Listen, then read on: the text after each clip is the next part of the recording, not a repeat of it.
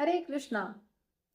आत्मा और परमात्मा के बीच का क्या रिलेशन है, स्पिरिचुअलिटी क्या है, इसको लेकर के वैसे तो कई सारी फिलॉसफीज है, लेकिन सही फिलॉसफी वही है जिसका आधार शास्त्र हो।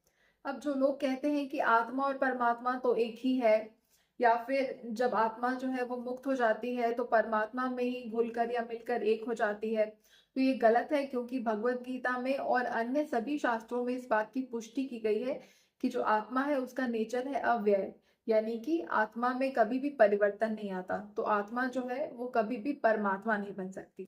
मोरोवर, भगवत गीता के चैप्टर नंबर 15 के श्लोक नंबर 7 में भगवान ने इस बात को भी काफी क्लियरली बताया है।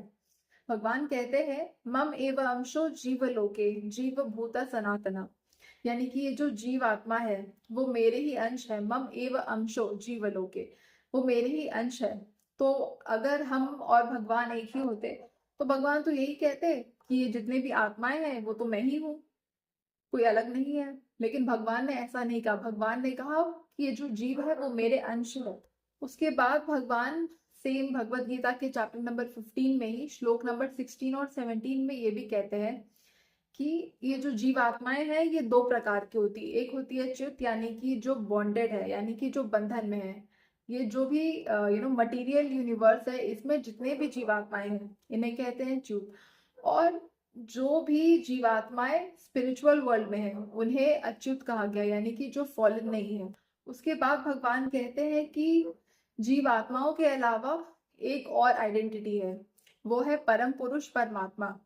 इसका मतलब ये बात तो बहुत ही क्लियर हो गई कि आत्मा और परमात्मा दोनों अलग अलग है। इसके अलावा एक मिसकंसेप्शन ये भी है कि लोग कहते हैं कि जो परमात्मा है उनके भाग हो गए और उसके बाद फिर अ, उसी परमात्मा के जब भाग हुए तो वो आत्मा बन गए, और इस संसार के कण कण में वो इस प्रकार है। लेकिन भगवान ने इस बात को खंडन किया है।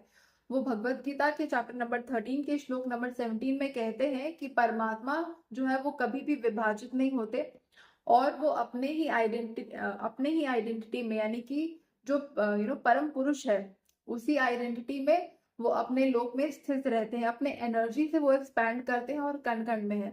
ऐसा नहीं है कि वो डिवाइड हो जाते हैं। तो आत्मा और परमात्मा अगेन अलग अलग है।